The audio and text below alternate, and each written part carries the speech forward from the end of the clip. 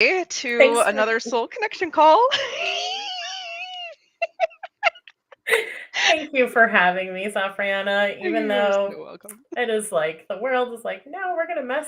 Universe says, let me get in the middle of this. Oh my gosh, yes. And this is not our first time coming together for a conversation, and we know each other's energy and all of that. But yes, we've been wanting to have another conversation for like 3 months now or something, Yeah. but we just kept coming to no, the universe just hit me with this, or nope, it hit me with that. And so we were just kind of like honoring that in each other. And I love that I have these friendships now and meaningful, collaborative relationships where I can be honest about my energy levels and other people can be honest about theirs, and things get Yeah. rescheduled, and that's okay.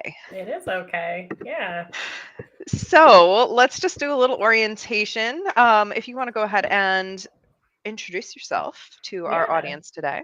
Sure. Thank you. I'm Kimberly Winters. I I'm a podcaster. I'm a public speaker. I'm a healer. And yeah, my podcast is called Did You Bring the Hummus? It's very vegan focused, but that doesn't mean spirituality doesn't come into it. So it's really nice when I get to mix those two things together. The spirituality is still so new for me, just in the last few years where I've really embraced it. It's always kind of been there, I think, hidden underneath this really angry atheist. Like super angry. I know a lot of people who have been down that path. So yes, it makes sense. Yeah. So, now I just want to have conversations. That's my focus. It's just chat. Honestly, same. I was just reflecting on that recently. Most people know at this point that I retired from being a one-on-one therapist about 2.5 months ago now. And since then, I've been really reflecting on what makes me feel really alive and joyous. And it's having these sorts of live conversations that can benefit any number of people, not just the person I'm having the conversation with and me, right? Because in the therapy room, we would have these earth-shattering conversations, and I'd be like, if only like 10 other people got to hear this, they would have these massive awakenings, and then it could have such a profound impact. So I love that we get to just be speakers and have Mhm. conversations and that bring, value to people. It's something that's really magical, I think. So Yeah, I agree. I'm Safrianna Lughna, the Queer Spirit Guide. That's all you need to know for now. Let's jump into our topic today, which is we titled this episode Starseed Awakening because you just shared the spiritual journey is newer for you. Mhm. How did you come to learn of the term starseed? Like, why was this suddenly like lit up for you where you're like, I'm ready to talk about this? So in March of this year, I did my levels 1 and 2 angelic Reiki training and attunements. And when I met my angelic Reiki teacher, she said that ahead of our training, I like to just kind of pull a real baseline Akashic Records info. Hmm. And when we got there to the angelic Reiki, since most of the other students had already sat with her and done like a full Akashic Records reading, she pulled me to the side and she's like, let's just get some quick info over to you. And the first thing she told me is she was like, so your soul path started on Vega. And I was like, what does that mean? What is Vega? And so she explained that it's a planet or star in the constellation Lyra. And you feel free to correct me, whatever I say wrong, or because like I said, it's still so new. But we were talking, and then she's like, "Hey, so you're from Vega, and you're a vegan in this life, and it's spelled the same when you say I'm vegan. Like it's spelled the same. It's just That's pronounced differently." So then I was like, what is that about? And then she said, what you did after you were kind of done with your time in Vega is you moved over to Sirius, which I've then found out is actually really common, because people from Vega were like, hey, we've got all the info, we've got all the stuff, and we're going to go spread it out. And I was one of the people apparently that wound up, or one of the beings that wound up in Sirius. And when she was explaining this to me, I was like, okay, this is really interesting. And like I don't ever feel like who am I to think that this stuff isn't true? But at the same time, like in the back of my mind, I'm going, what are you You're talking? What going, is this? Yeah. do I want to claim this for me? Exactly. Been there. But then, it's kind of like, even if it turned out that none of it was true, the more I learn about the descriptions of those who have come from Vega, I'm like, oh, this is like, I get this. This explains so much of like choices I made. And I wasn't aware of any of these things. I Mhm. didn't, read this stuff and go, oh, that sounds like something I should do. So I'm going to make X, Y, and Z decisions. I look back at my life before I knew about any of this, and I see the patterns of where it has shown up and how it's influenced the way that I've chosen to be. Mhm. And yeah, as I was digging deeper, and then I had the full Akashic Records reading in July. And then that's when you and I first started talking about, hey, let's do a talk. And I was like, oh my God, I gotta like dig into this, because I wouldn't even know what to say about it back then. Right. And so yeah, so that's what's kind of got it on my mind now, is that it's just so cool, and I'm learning so much about myself. And I think whatever we can do to understand ourselves better, Mhm. why wouldn't we? Yes. I mean, that's so much of my self exploration. I call myself a self development junkie. Like, I love to literally consume as much self development as I can. And I've learned, especially recently, that we need that time to integrate and slow down and like actually learn the lessons and get them installed before we move on to the next one. But there's so many systems of understanding that we can have out of ourselves. And the more that we get to know ourselves, the more we get curious about other people. It's this very interesting bi-directional, like the more we get to know ourselves, the more we open to what's out here. And it's just so profound if we aren't willing to even like look, when someone gives us information like telling us that we're a star seed and we have a past life somewhere, right? If we just flat out deny it right away, how does that serve us? Unless it's like Mhm. a big resounding no in your body where you're like, that is definitely not for me, right? The resistance is actually usually a good sign, like, there's something here that I need to investigate for myself. But we do ourselves a disservice if we don't get curious and actually discern, is this for me or not? I came into my own journey with the concept of Starseed. It was early 2021 now, I'm wanting to say. Time is so freaking weird. It was either 2021 or 2022 now, and I would literally have to go look at my journals because it was a whirlwind from there of rapid timeline jumping and cosmic self-awareness that I'd never had before. And I came into the star seed from a completely different angle than you did. So you got information about like, here's where your soul's lineage is potentially from, right? This Mhm. is where your soul has incarnated before, which can be really great information because just like ancestral human lives, right? Our soul's lineage plays a factor in how we're interfacing with the world, Yeah. right? So that can be really eye-opening information, especially if you get like, oh, I was from this particular planetary body or system, and this is the stuff that other souls remember from that system, right? Like Mhm. we've had a lot of cataclysmic events that have all over the universe that have caused us to come here to Earth. But my angle wasn't about my planet, it was about my energy. It was about my starseed role and why I was coming to Earth at this time. And so I Okay. came into a community that was more about energy blueprints as starseeds or as earth souls. Hmm. Energy blueprints that it was originally just like star seeds were in the community, but then earth souls started kind of finding it and being like, what about me? And we were like, oh, well, the energy thing does apply to them too. But this star seed mission, if we want to call it that, is to try and save Earth from having a really bad cataclysmic event like Mhm. so many other systems have. Yeah. Ugh. I No know. pressure. Right. So I know you, and it's like you're already on this Earth mission of like really trying to improve health and reduce animal cruelty and, save the environment and all of the things that being vegan have to do with, right? There's so Mhm. many layers of why we promote veganism in the world right now, because it Yeah. can save the world. It's something that can actually, like, if more people get on that, can have a big impact in so many ways.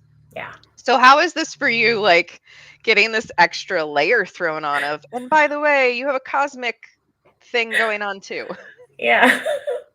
So at first it felt very like, whoa, oh boy, that's a lot.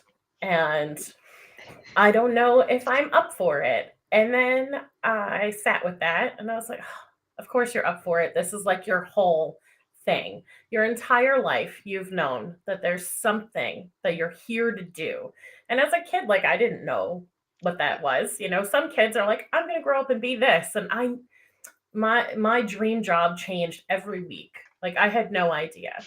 But Yeah, I resonate with that. yeah.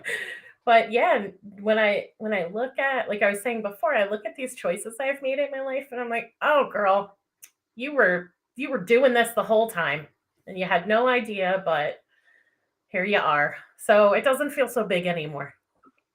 Yeah, that's good. Yeah. And it, it's also about like once you have this bigger realization, this more cosmic, multidimensional aspect to your identity, it does call in the need for a new level of support and a new community. Mhm. Because absolutely, if you walk into most rooms and you lead with, "Hi, I'm a starseed," anyone else? Like, you're gonna get blank stares, like, what the heck are you talking about? And that was something that in my journey of coming into this, and again, I was coming in more from the energy, so I didn't know where I was from.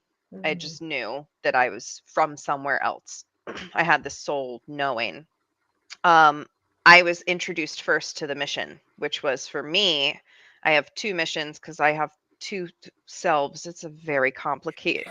I'm a complicated extra dimensional being, and I'm just learning to accept that. But I had actually two different energy missions. One is networking people, and that's really more of my human embodied Mhm. self, is networking the right people together and getting people the right supports and collectively shifting the timeline.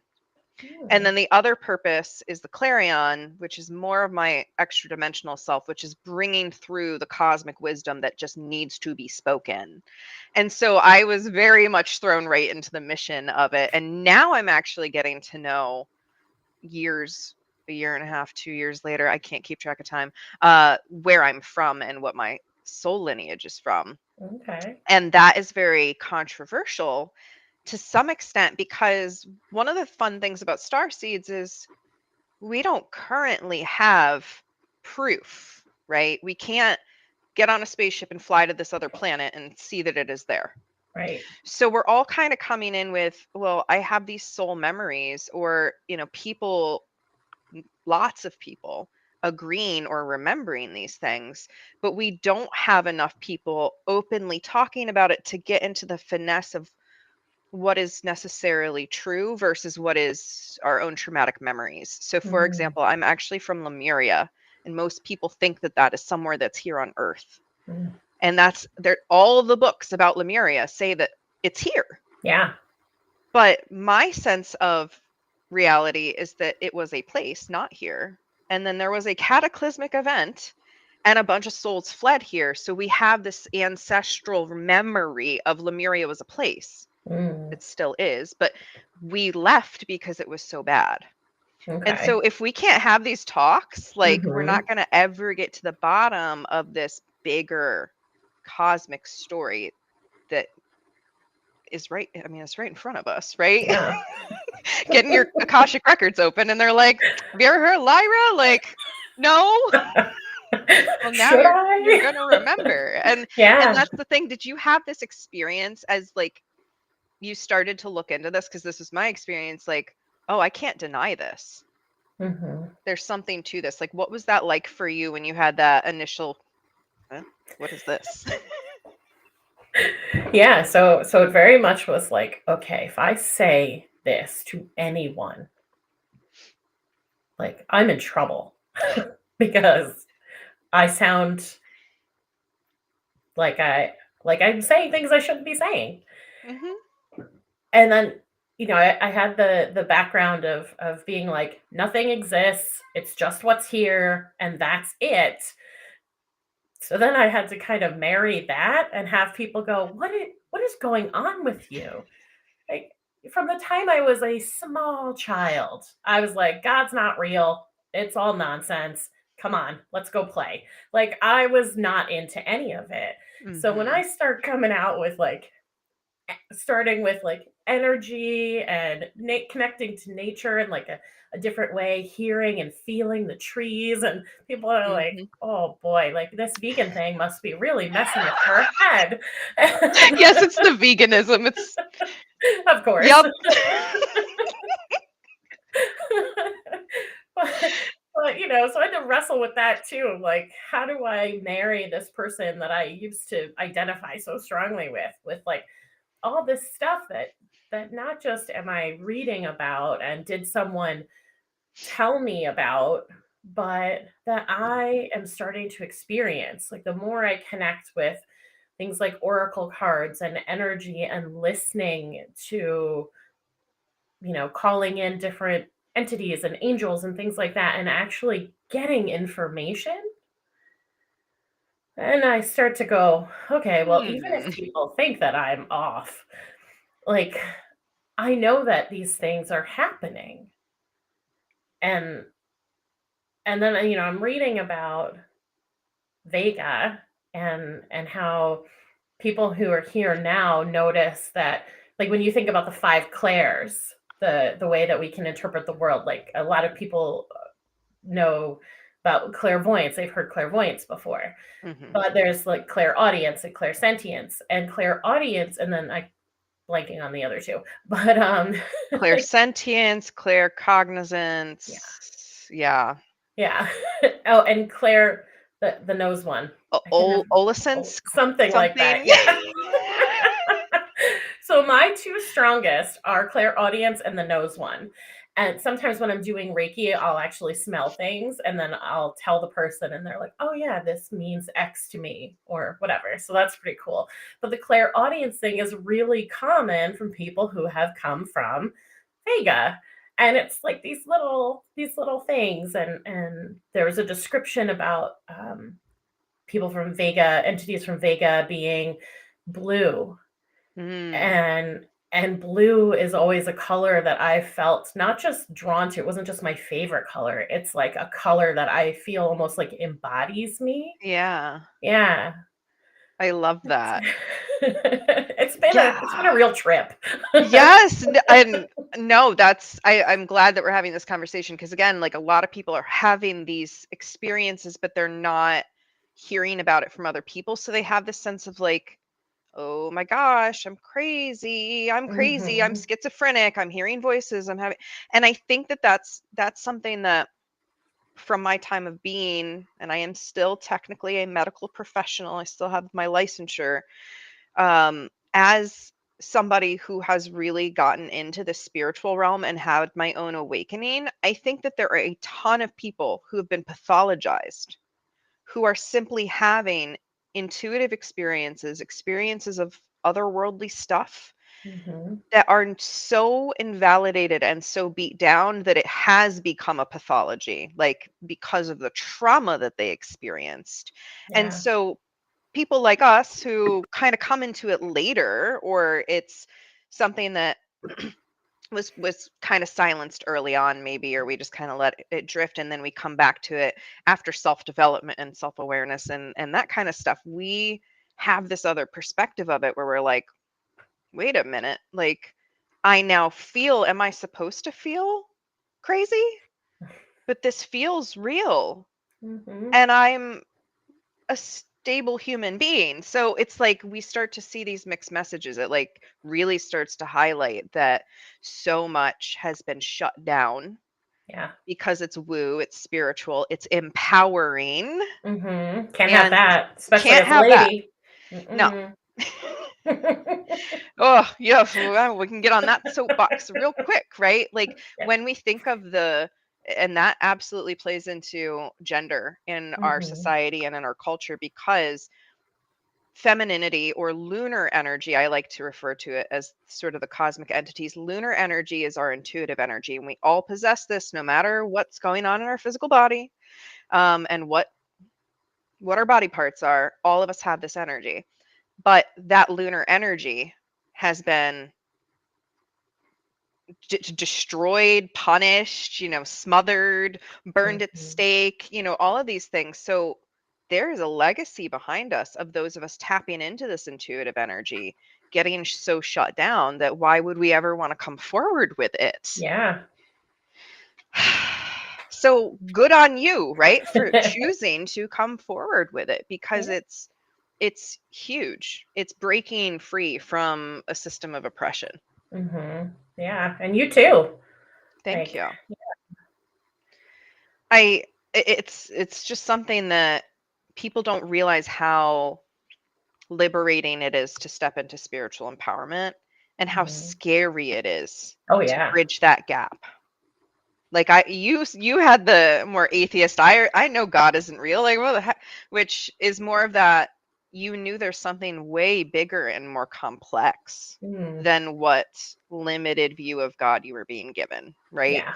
Whereas for me, I totally believed in God because I could feel God, but the version I was being taught about, I was like, why does this God hate me for liking girls? Or why does this Mhm. God want me to go to hell if I never heard of him? Right. Yep. Like those things didn't add up, and so I started to question. But then that meant when I started to come into the multidimensional and the spiritual, that I had to unhook from all of that religious trauma. Mhm. Yeah. And I realized I kind of knew it my whole life, I think, but I had religious trauma too. I just didn't know that's what it was. So, my immediate family, not really religious. Both of my parents were raised though in Catholicism, Hmm. and they just didn't push it on us, and that was not taken well by one side of the family. And it ultimately resulted in a point where the family stopped speaking Hmm. to us. And there was a lot of judgment and just a lot of pain. We were treated differently. And it always came back to the religion piece. And there was even one year for Christmas, I was given my brother, or Easter maybe. We never got Easter gifts from like our parents once we were done with like, you know, baskets of candy. But one year we got catechisms. And like neither of us like we didn't even know what it was. I used it as a Right. coaster for the longest time in my bedroom because I was like, well, I mean, I'm not I guess I'll throw it away. But there was a book and I love books and I'm like, well, I'm not gonna throw a book away. Like, why would I do that? And and it was just when I look back, I see how damaging that approach by this person who is supposed you're supposed to feel loved by, and they just are just beating it into you that you're not good enough, your family's not good enough, and you're not doing what she wants you to do. And that's the end of it until you come around and start doing it right. Mm. Yeah. And I think that really helped with the atheist thing because the only experience I had was of the book religions. And Wow. I was Yeah. like, you know what? This ain't for me.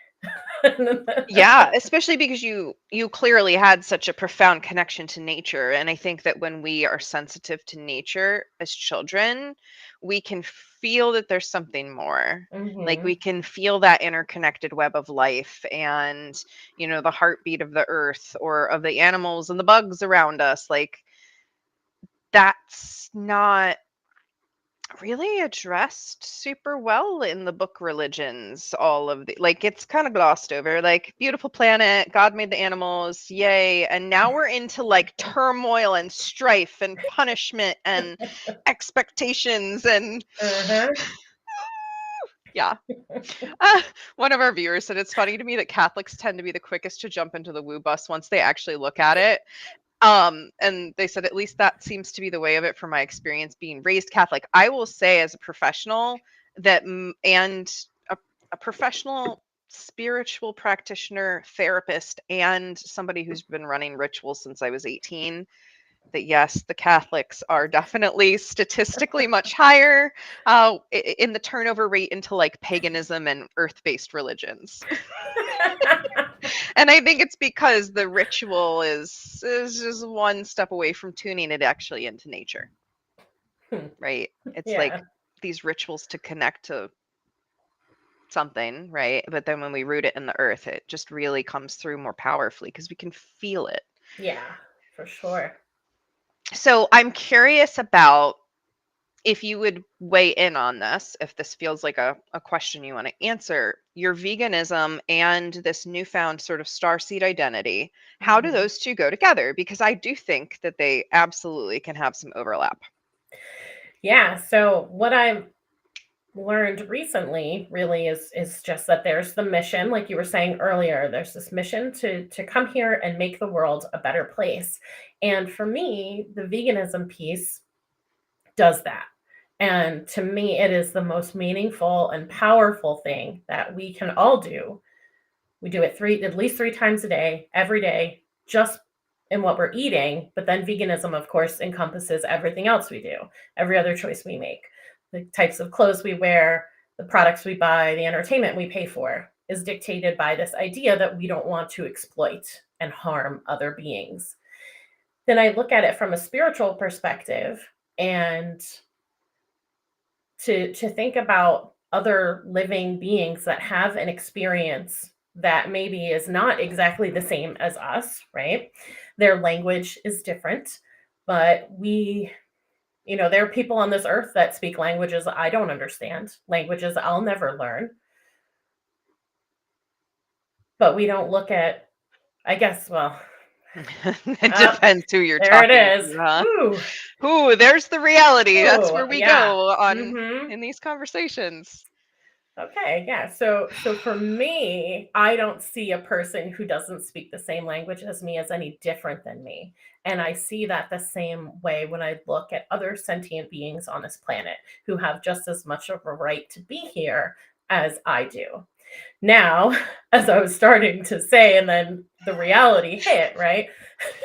The There are lots uncomfortable mind blown. there are lots of people on this planet who would look at someone who doesn't speak the same language they do and immediately decide that they are not worthy of the same things that they are.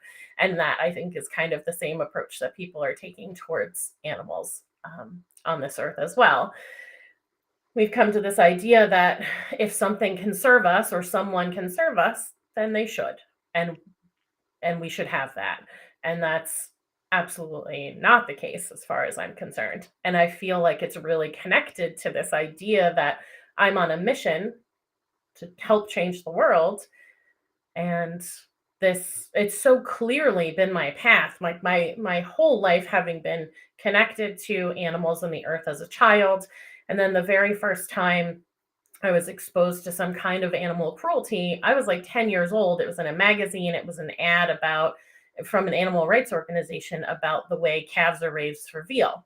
Mm-hmm. So, like, I've never eaten veal, but at the time, I didn't make the connection as a 10-year-old to all of the other animals I was eating. And then all these other seeds get planted, and the connection just grows and grows. And I'm historically a person who I don't really stick with a lot of stuff.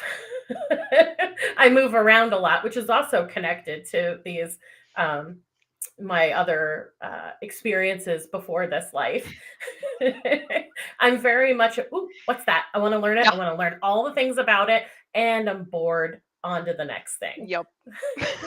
So everyone thought when I was like, I'm going vegetarian, that I was not going to stick with it. And I didn't know how to cook. I didn't know what to eat. I didn't like vegetables. So nobody bought that Kimberly was really making this choice. But there was something so deep within me that was like, nope, this is it. And then, like, I went vegan eventually. Wish I'd done it sooner, but I'm here now. And I feel like this whole path has just been me working towards finding a way to be that change and be on that mission. And then in the last like couple of years, I've really started to think about using my voice to do that. And Yeah. that's really ramped up, honestly, since I started looking into these things, looking into my Akashic records, learning more about the history of me and really what my whole purpose is. Yeah.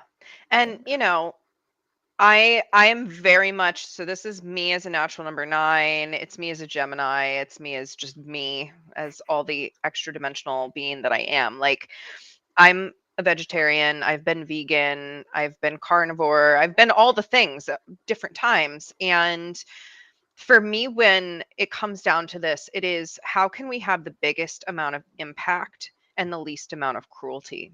Mhm. And I love people like you who are so rooted in like, I am holding the torch for all the future vegans that can, like, this is the lifestyle for them. Because I'm never going to argue with someone that says they need meat to be healthy. Like, if that's what your body needs and that's what you genuinely feel at a soul level, cool. Let's work on your impact then. How are you going to source this in a way that doesn't cause suffering in other humans and in the animals? Like, Mhm. what's the most humane way that you can source this? And indigenous cultures all over have beautiful practices where they honor the spirit and the being of the animal and they use the full animal. And to me, that's way more in balance than what a lot of, and myself included, I was that person when I was a public school teacher. I would roll out of the middle school and go down to McDonald's and get myself a double cheeseburger to comfort myself. And Mhm. I would feel energetically awful and the cycle would continue, and it didn't feel good. And it was not for survival. It was not because my body needs meat to survive, because it doesn't. I've been a very staunch vegetarian now, like very, for I think 3 years now. Mhm. When I had my next layer of spiritual awakening, I went back to vegetarian, where if I source animal products, I basically know the animal they came from, or like can vouch for their circumstances to some extent. Like, that's my spiritual relationship with it now. And I know so many people that are still going through those waves of Mhm. opening to what is right energetically for them. And so again, I love that you teach people how to do it. You teach people how to come into a more just ethical relationship with how they're consuming in the world. And that's such an important mission. Even if veganism is not for everyone, the mission that you have of why you do it and what the impact you have, and bringing that impact awareness to other people is so important. So like, thank you for holding this torch. Thank you. And I I do want to just I want to say one thing about that, yeah, the spiritual practice and the honoring of animals. I think it's really important that we just notice when we're doing that to make ourselves feel better, yeah, because I have seen and heard countless comments about, well, I thank this animal for their sacrifice. And we've got mm, to be important, and we've got to be mindful of our language, because no animal is sacrificing themselves for you. You right, have chosen to take their life or pay someone to take their life. yep, And so if we're trying to make ourselves feel better, like this animal sacrificed themselves for me, like we need to sit with that, because that that's a good, 100% is not the case. yes, yeah. And so to really differentiate, are you like a person who's literally a part of an ecosystem, right, Right. as in an indigenous tribe? Because guess what, like, a lot of the colonizers pretty much destroyed all the predatory animals that did their ecosystem thing, right? Mhm. Are you a part of an ecosystem, or are you making an excuse? And Yeah. that is like, that's something, self-awareness is so hard in when we get into these sorts of things, because we want our creature comforts and we want it to Yeah. be easy. And I Mhm. this doesn't just have to do with food, it has to do with all of the products we consume. And I'm super into sustainability, and again, reducing our impact or Mhm. having a positive impact versus a negative impact. And there's so many things that we tell ourselves stories about that my wife sent me a like a TikTok or a reel the other day of this comedian singing about how they won't use styrofoam because it's bad for the environment unless it's what their leftovers come in. And we do this stuff all the time. We're like, I'll take a stand on this unless Mhm. it's happening, in which case I won't take a stand on it and I'll just go along with it. And to be Yeah. called into a higher level of self accountability with that is not something we want to always do because we would sure Yeah. like comfort. Yeah. Yeah, it's hard. It's hard. And, there's no denying that. Anytime we're trying to make things better in any capacity, we're going to make it like we're going to feel like I don't know, when we're surrounded by people who aren't making the changes to make things better, it can be really hard. And so it's important that we're kind to ourselves, but not use that as an excuse to take from others. Right. Yeah. And I think so going back to the Starseed piece, so much of the Starseed mission here really is about reestablishing a baseline for how we treat each other Hmm. and seeing all of us in the interconnected web. And that includes all beings, not Yep. just human beings, but all beings. Hmm.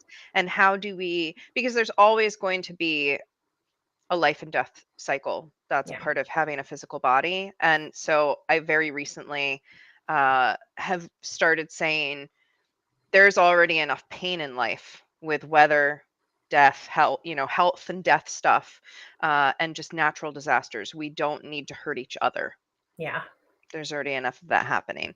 And animals, for the most part, can take care of themselves and do They their can. thing when they're in balance with the Yep. environment and we're in balance with the environment. So, how do we get more in balance with this beautiful environment that we have been provided because we're kind of destroying it Oh as a yeah. species right now? Mm. That's a big question, right? So one thing we can do is reduce our impact. If we do eat meat, we can reduce the amount that we're eating, right? That is a big thing Hmm. we can do to have an impact. So I know a lot of carnivores getting on the bandwagon of like meatless Mondays. That is a great start. Like Yeah. reducing how much takeout we're buying. I literally, my fast food place of choice now is Taco Bell because they have vegetarian options and their wrappers are paper. They Yeah. literally can be crumpled up and thrown away instead of getting something that's in plastic or Hmm. because, yes, we're going to do things. We're going to eat on the go. We're going to do all Yeah. kinds of things that how can we reduce our impact? Hmm. So Yeah. that's it's a big question, but those are two It's big things we can do. right. Yes. When we think about things like fast fashion, like we Ooh. don't need new clothing, every season. We can Thrift be, find, thrift find. yeah, we can be fashionable And without, these ooh, were to support human trafficking victims. I love getting like if I do buy something new, I like to know that it's supporting a good cause, like yeah. something that is handmade with love and attention, like I that love that. human Yeah. interaction. Yeah. So, with when we think about buying things like clothes, like we have to wear clothes. So it's a necessity. I know, poor us. But For us. when if it's a matter between, you know, having less clothing, so less choices in our closet because we're spending a little bit more so that the clothing lasts longer than having to buy something new every 6 months because there's holes in it, it's falling apart because you only wanted to spend $10 on a t-shirt. And I'm speaking to people where this is a choice for them. So Hmm. there's a whole other conversation we could have about people where they're in a position where they don't have as many choices as a Yep. lot of us do. But from that perspective of where we're able to make choices of where our money goes and how we set up the life around us, it's I love this idea of thinking about the impact that you're having and Hmm. not just on your own life, but where did this product come from? What is it made of? Who was involved in the process? Are people being hurt? Are Yeah. animals being hurt? And where can we shift our money to show the world, like, hey, this is a better way. We're not taking down trees. We're not, taking out people's homes. It's a lot at first, but Yeah. as it becomes a habit, then it's just what you do. And And that's I feel like back in the early 2000s, mid 2000, when influencers were becoming a thing, mm, there was this really, now looking back, I see this sort of toxic movement that happened in kind of two ways. One, a lot of the influencers were selling crap products that, were not good for the environment, which kind of gave them a bad rap, right? But then two was the people who were coming in, as a lot of influencers were disempowered people who were trying to, make money or get back power in some way so that they could have choice in their life. So I appreciate you speaking to the fact that not everyone has the choice to purchase more ethical products, because if they've been limited, their income's mhm, been limited, or they're treated differently because they have disabilities and whatnot, like, yeah, that's going to not be a great, or they're not going to be able to make those choices. um but really, the sorry, a comment came in and my ADHD brain went, where was I going? That's what happens when I watch the comment feed at the same time. I'm going to try and rewind this here. The the influencers, we want to influence people to buy better products, but because so many influencers were women and people of color and queer people and like people with marginalized identities, I think the influencer movement got shut down. Like, it mm, got, no, influencers are a bad thing. Like, don't pay attention to them. But people like you and I, who are actually doing the work of looking, where does this company source their stuff? Because you're absolutely right. That takes so much work. mhm, Because I can't tell you, I'm like, all right, this is a really cute blouse. What is it made of? Where did it come from? Is there a sweatshop associated with this? Like, and I'm mhm. going the layers deep to find that out. So there are influencers, if we want to call them that, if we want to use that term, right? Reclaim the term, that Yeah. are already doing this work, Mhm. that you can go look up and see brands and products. Like there's a author who wrote a book called Give a Fuck. Oh, nice. And she wrote it's called The Little Black Book. Ashley Piper. She has a little black book online where she has listed out, if you're looking for sustainable brands. She's already done the Mm, research. Like, there are nice. resources that people can find out there if you're like, okay, I'm ready and I'm going to tackle this area of my life first, my Mhm, wardrobe. I'm going to start making a more sustainable wardrobe. There are resources you can get out there to just help you do that. I'm going to start more eating plant-based and I'm going to try and go vegan over time. Kimberly's got you. You've got all I those do. resources. Like, these Yeah. things exist so that you don't have to reinvent the wheel from the ground up. Yep. Yeah. It's a lot easier now to make change in Yeah. your own life because there is so much support out there, and Yeah. we don't even have to leave the house. We just need to type a few keywords into Google or Instagram or whatever, and it pulls up what we need. Yes. And I just posted the link to the little black book because I Awesome. have it. And yeah, like, use resources. Resources exist out there for people to make these changes, but we don't always have access, right? Access gets limited because of power and control dynamics that we could Mhm. talk about for hours. Oh, yeah. Not going to go there. Already glad that I found my ADHD train of thought on the influencer thread. We don't need to derail it again, but use the resources that are out there. There are people like us who want the world to be a better place and want to help other people figure out what's theirs to do. Like, Yeah. the vegan thing is yours to do, Kimberly. Like, Oh, that yeah. has been your heart and soul call forever. My thing to do is be the queer spirit guide and Mhm. teach people that everyone's a little bit queer and we're all Yeah. different. Like, really leaning into what's ours to do. And we really do that in relationship Mhm. by bouncing ideas off of one another and just hearing from one another, what's yours to do, what's mine to do. Yep. Can't figure Yeah. that out if I don't talk to other people.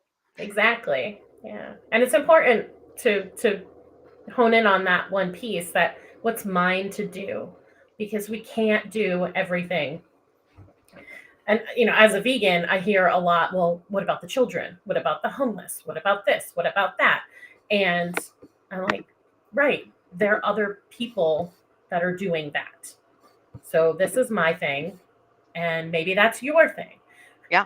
Oh, I mean, really, when people ask me that question, I want to ask them, what is your thing? Because usually, if someone's saying that to me, they don't have a thing. They don't have a thing, and they think that the thing is taking on all the things. It's sort of Right. like, yeah, we can't all do anything like Nope. on our own, first of all, let alone everything on our own, right? Hmm. So it would be, we can't, as an individual, we cannot be responsible for impacting the kids, the homeless, the people of Right. color, the indigenous populations, the forests, the this, that we have to pick, like, here is where I'm going to serve, and I'm going to serve with my whole heart and soul, so that other people are inspired to serve with their whole heart and soul. Yeah. That's the ripple effect. Hmm. It So works. it does. Thank you so much for this Thank conversation. you. I know we could get on a soapbox about a lot of things for a long time, and it would probably be very educational, and we'd probably have people mentally burning us at the stake when we were done, and I'm here for that, but Yeah. not for the mentally they can do that in their mind's eye, Right. but no thank you over here. But yes, it's so good to just connect with someone who is on a similar journey and to just have these open dialogues. I really truly Hmm. appreciate it, so thank you. Thank you. Thanks for doing this. Absolutely. I'm here anytime. We can have a talk every 6 months when you have each Perfect. spiritual awakening layer, and Yes. just keep going. I can't wait to see where the Starseed stuff takes me. Oh my, So, and I'm oh, sure it's I'm gonna be gonna so good. have, once we, close out of the stream, I'm gonna be like, now I have all these resources I want to share. So yeah, that's what's gonna Yep. happen. So until next time, my friends, I'm Safrianna Luna. This is Kimberly Winters. Thank you very much.